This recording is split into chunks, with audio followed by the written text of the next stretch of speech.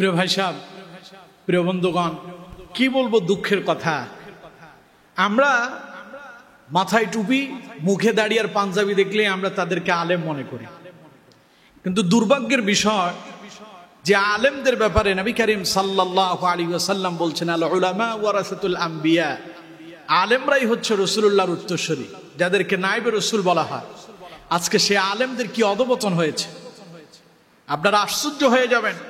গত 2 দিন দেখছি যে ফেসবুকের ভেতরে দেখা যাচ্ছে কিছু আলেমদারি, এরা আসলে আলেম কিনা আল্লাহই ভালো জানেন, মাথায় টুপিও আছে, মুখে দাড়িও আছে, পাঞ্জাবিও আছে, দেখে তো আলেমই মনে হচ্ছে।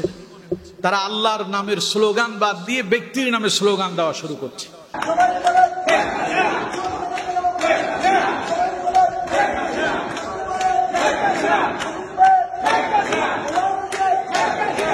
অথচ কোরআনে আল্লাহ রাব্বুল আলামিন বলছেন, ওয়া রাব্বাকা ফাকাব্বির, রবের নামে তাকবীর দাও।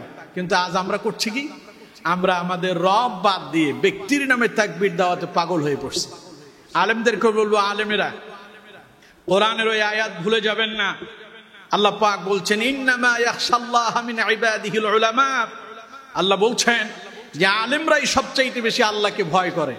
সুতরাং যেই তাকবীর নবী করিম সাল্লাল্লাহু আলাইহি ওয়াসাল্লামের সময় থেকে শুরু হয়েছে, সাহাবায়ে কেরাম দিয়েছেন, সেই তাকবীর পরিহার করে আপনি ব্যক্তির নামে তাকবীর দিচ্ছেন, আপনাকে দেখে মনে হয় যে আপনি ইসলাম থেকে খারেজ হয়ে গিয়েছেন। সুতরাং সাবধান হন।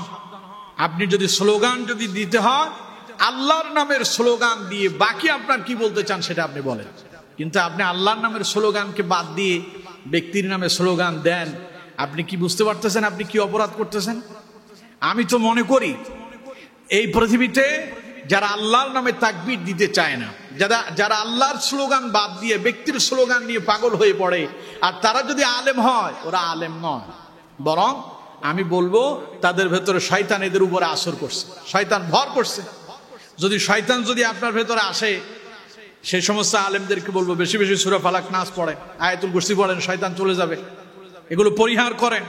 আল্লাহর তাকবীর, এবং যদি দিতেই হয় আল্লাহর তাকবীর ছাড়া ভিন্ন তাকবীরের দিকে যাওয়া যাবে না, কারণ আল্লাহ নিজেই বলেছেন, ওয়া রাব্বাকা ফাকাব্বির, আল্লাহর নামে, রবের নামে তাকবীর দিতে। সুতরাং প্রত্যেক মুসলমানের দ্বীনি দায়িত্ব হলো, ইমানি দায়িত্ব হলো, সে জীবনের প্রতিটা মুহূর্তে একজনের নামে স্লোগান দিবেন, তিনি হলেন আল্লাহ।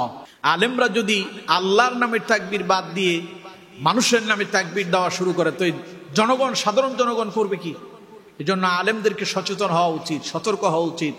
আল্লাহ আমাদেরকে হেদায়েত দান করুন, আল্লাহ আমাদেরকে হেফাজত করুন, ইমানের উপরে আল্লাহ আমাদেরকে অটল অবিচল থাকার তৌফিক দান করুন।